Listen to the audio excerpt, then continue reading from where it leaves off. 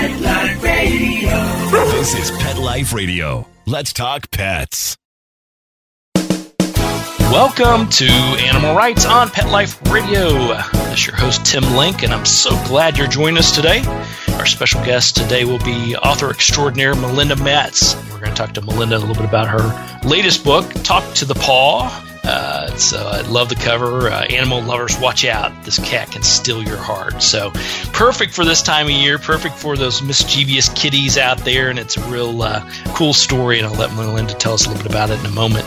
So it's going to be fun. Everybody hang tight. We'll come back right for these commercial break. You're listening to Animal Rights on Pet Life Radio. Not pumped about cleaning the litter box? Try World's Best Cat Litter Zero Mess, the litter that gives you 2 times better clumping and more odor control with less litter. That's right. You scoop once and you're done. No chiseling, no scraping, no crumbling, no problem. Looking for fast and easy litter box cleanup? Zero Mess. Try it. You're welcome in advance. Save $2 on World's Best Cat Litter. Visit www.saveonworldsbest.com. Let's Talk Pets on PetLifeRadio.com. Welcome back to Animal Rights on Pet Life Radio. And joining us now is the author of To The Paw, Melinda Metz. And Melinda, just to give you a background, Melinda is the co-author of the Roswell High series, which is, for you Roswell fans, a television show. It's the book has the basis of the hit television show Roswell. So if you're a big Roswell fan, you'll definitely want to listen to this show with Melinda. She's also a Edgar Award nominee for her book Right and Wrong Mystery Series.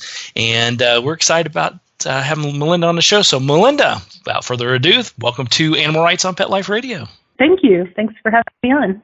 Oh, it's our pleasure. It's our pleasure. And congratulations on the big hit, the latest book, To The Paw. Tell us a little bit about the book, the premise, without giving away all the super secrets and endings in here, but give us the idea of what the book's all about.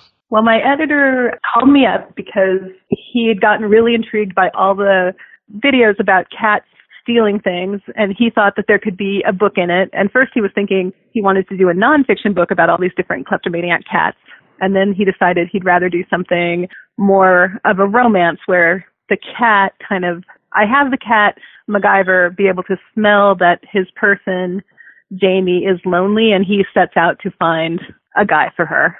And he does it by stealing things from the guy and dropping them off on her porch. So that's the basic setup.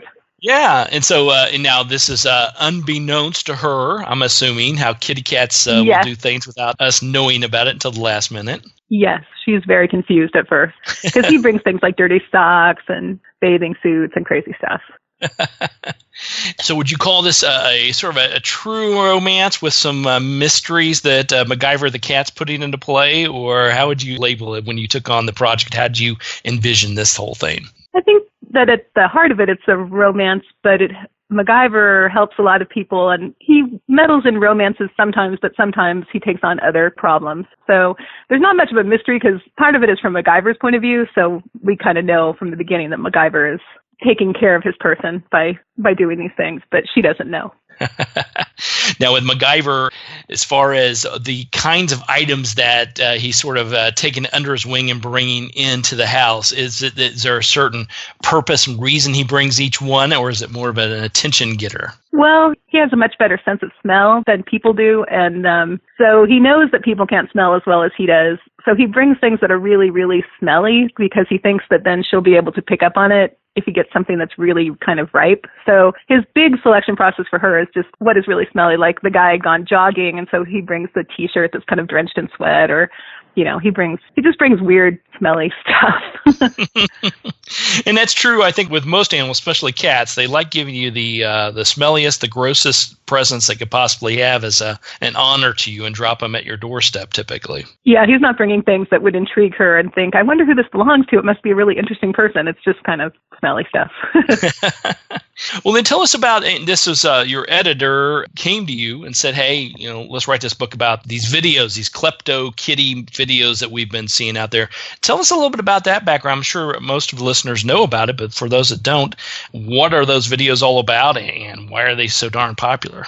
Well, if you go online and put in kleptomaniac cats on YouTube, you'll come up with a whole bunch of them. And I think Gary Goldstein, my editor, the first one that he became intrigued with was the one that was out in Oregon where the kitty belonged to someone that was on the police force. And he started bringing all these things back. And his owner, the police officer, mounted a surveillance camera outside the driveway.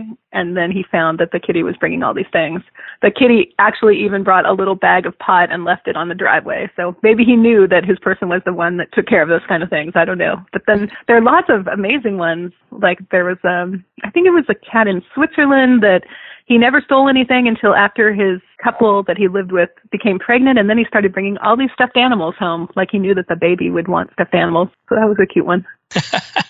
Now, are you personally into the kitty klepto or any of the kitty videos out there? I've watched many kitty videos. They're kind of addictive. So I've watched all the klepto-kitties that I can find. Now, with that, I found it interesting. Now, have you worked with your editor before on other projects, or was this something where he knew this would be right up your alley? And what were your thoughts when you first got the call or the email saying, here's what we'd like for you guys to do, for you to put together for us?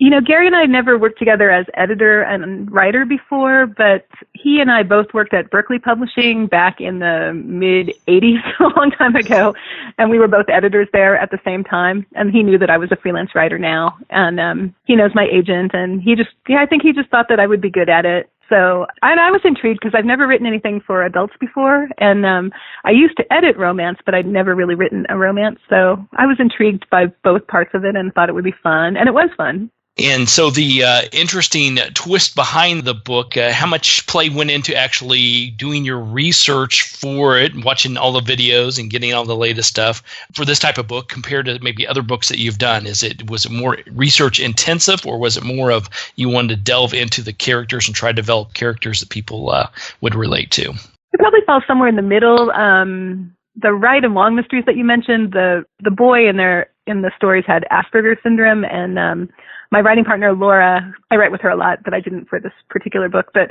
we did a lot of research because we're trying to understand sort of the way he viewed the world. And also he had really specific interests like the Wright brothers. So we had to research a lot of that. But I did research on cat behavior, and I wanted to know more about cat body language. I've had cats, although I've gotten horribly allergic now, but I kind of understand how they moved and some of the things they did, but I wanted to sort of know why and what I didn't really know about the organ that they had inside their mouth that kind of enhanced their sense of smell in a different way. And so I did some research just on cat body language and psychology, besides just watching the cat videos. And I think it's important when you say that, a lot of people think, well, possibly, you're putting together a fiction book, so all you have to do is come up with some key characters and create a nice narrative and a nice twist behind it. But there's actually, in this type of thing, especially when you're dealing with animals, there is that great deal of research because you want to make sure you get it right. Right. Like cats like to rub their heads against you kind of to mark that you're theirs, and lots of different things that were interesting about cats. Absolutely. Absolutely.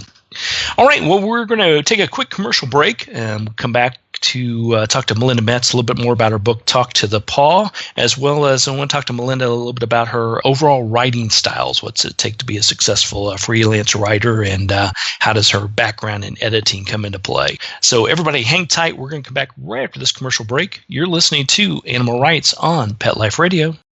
Sit. Stay. We'll be right back after a short pause. Well, 4 to be exact. Does your dog itch, scratch, stink, or shed like crazy?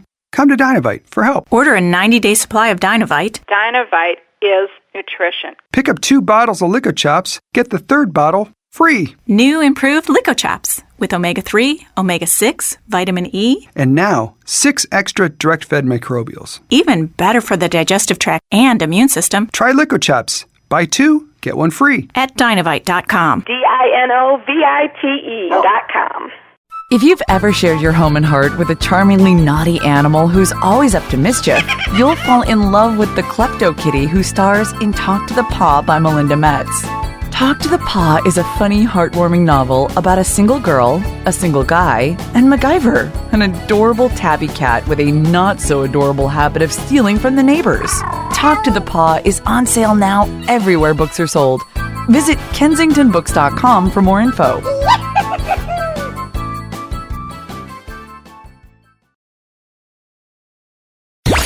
Let's talk pets Let's talk pets on Pet Life Radio. Pet Life Radio. PetLifeRadio.com. Welcome back to Animal Rights on Pet Life Radio.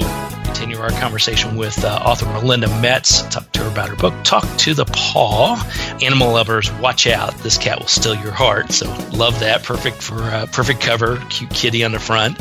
Melinda, tell us a little bit then about when you put together the book. Tell us a little bit about the timing of it. What does it take as far as how long did it take you to put together the manuscript? How long did the editing take?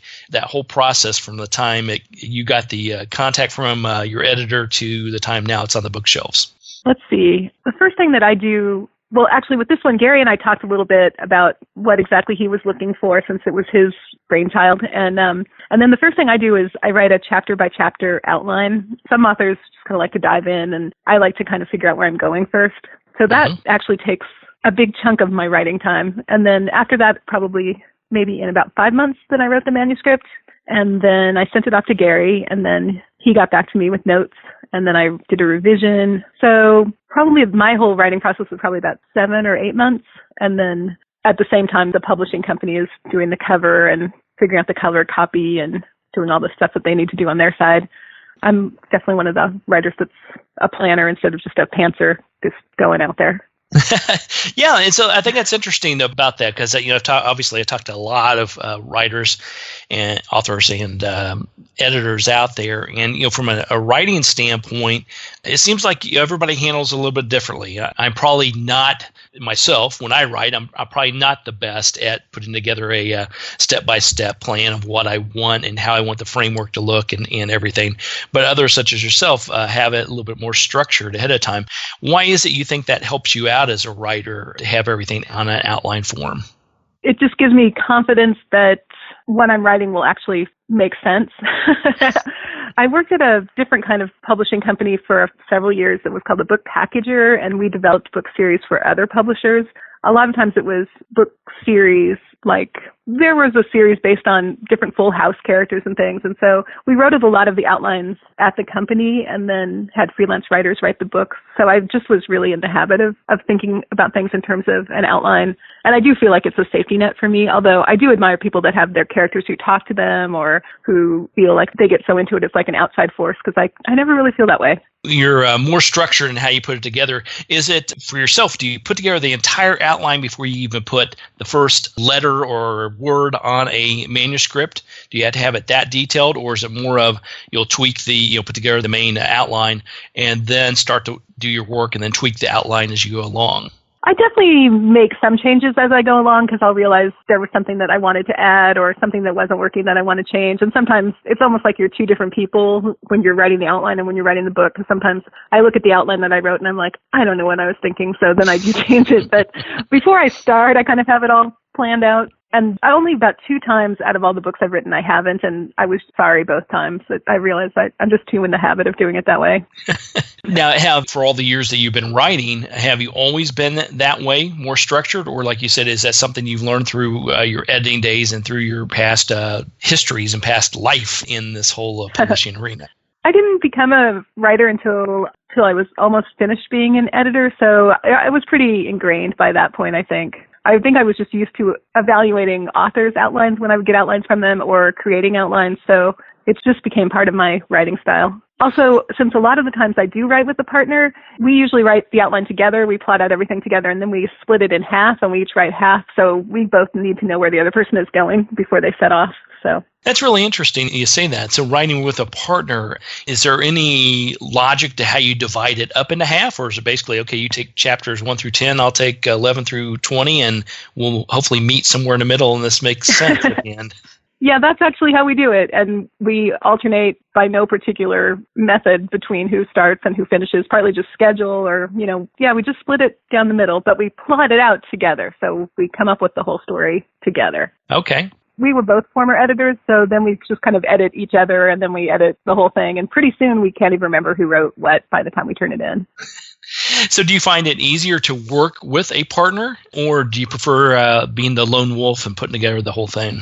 I really like writing with a partner. To me, it's much more fun. And I'm working on the sequel to Talk to the Paw right now. It's called Obey the Paw. And there have definitely been times I was like, I wish I was writing with Laura because I need to brainstorm but sometimes our schedules don't match up. And I just enjoy the process of working with a partner. I have fun writing by myself too, but it's a little more fun writing with Laura. Now, is it when you're writing, walk us through your day as a writer? Are you one of those writers that no matter what you're working on, you have to write X number of words or X number of chapters per day? And are you up at 4:30 in the morning every morning writing? Or is it more of, oh my gosh, I got a deadline coming up in a month. I better get something on paper. Yeah, I used to be that way where it was like, oh my gosh, the deadline is coming up. I have to drink, a billion Diet Dr. Peppers and stay up all night and get it done. But I work full time at the library here in the children's room. So since I'm working full time, I've had to become much more, I need to write X amount on each of my days off. Otherwise, I won't finish. So I've kind of moved from one method to the other. And I really think it takes me about the same amount of time to write the books. It's just that in the when I was just freelancing, I procrastinated a lot more. And now I have to get going when I sit down. And that's real interesting you say that. Sometimes, obviously, as writers, you often have to have multiple jobs, at least until you land that first big series where they just pay you big advances ahead of time. Yep. But so when you're doing that, I don't know if one, like you said, is easier than the other. Because I would find it hard. You're doing your day job, the things that pays the bills and everything. And if you have it, what do you do if you have an epiphany that comes up in the middle of, children's reading hour at the library? Do you sneak off and write a few notes and a few paragraphs in that, or do you just simply have to try to hopefully put that in the back of your head and use it when you're ready to sit down and actually put the manuscript together? Yeah, I usually just hope that I'll remember it later, and usually I do. So I feel like, too, I think I'm pretty focused at work. When I'm doing story time or something, my mind is there's not much time to wander during story time because you have a lot of kids. And, the other day I was doing story time and suddenly 4 kids had their faces pressed to the window because there was a squirrel out there. I have to compete with squirrels. I have to compete with lots of different things. So I kind of can't really think about anything but what the kids are doing. And if I need to start doing a song or switch to something else because I've lost them. So I have to focus. You wouldn't think you have to focus so much to do a children's story time, but you kind of do. It's sort of like the old showbiz, don't ever work with kids or animals because, that makes it a challenge. I definitely don't want to work with squirrels. Yeah, exactly. Those squirrels will get me every time. Absolutely. All right, then. Well, once people pick up a copy of Talk to the Paw and they read through it and enjoy it thoroughly, what do you hope they gain from it? What's one or two things that you think, wow, if they walk away with this, then I'm doing my job? I hope that people just have fun with it and it gives them a little break. It's kind of a light, and I always want to say fluffy, but then it sounds like I'm trying to make a cat pun. It's just a light, fun read. And I basically hope that they just get some entertainment and maybe they can take away a little more cat understanding. So when they look at their cat, they're thinking, are they really trying to help me out with this? Or it must be just fun. Yeah. And next time a smelly pair of bloomers ends up at their doorstep, they know who to look for. So Exactly. There's a plan behind it all. That's right. There's more to it than just stealing your neighbor's fine lingerie off the line. So we'll put it that way. Exactly. Well, Melinda, where can people find out more about and pick up a copy of the book and follow your activities, any events that you're planning? How's the best way to keep track of you? I think the book's pretty much available most places that you would look for books on, Amazon and independent bookstores and just Barnes & Noble, any place that you would go in, and Walmart. And I'm on Twitter at just Melinda Metz, and Laura and I have a Facebook page. It's Laura Burns and Melinda Metz. Lauren Burns and Melinda Metz. Okay, super.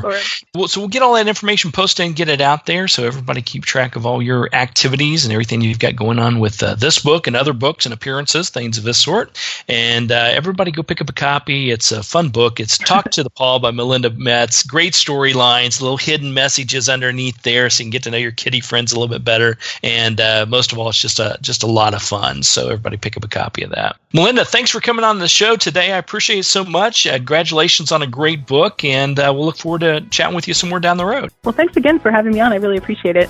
Our pleasure. All right, well, we're coming to the end of the show today. I want to thank everyone for listening to Animal Rights on Pet Life Radio. I want to thank our producers and sponsors for making this show possible. If you have any questions, comments, or ideas for the show, You can go to PetLifeRadio.com and send us an email. And while you're there, check out all the other wonderful shows and hosts and great activities going on at Pet Life Radio. That's PetLifeRadio.com. So until next time, write a great story about the animals in your life, put it in a blog, an article, or in a book, and who knows, you may be the next guest on Animal Rights on Pet Life Radio. Have a great day. Let's Talk Pets, every week on demand, only on PetLifeRadio.com.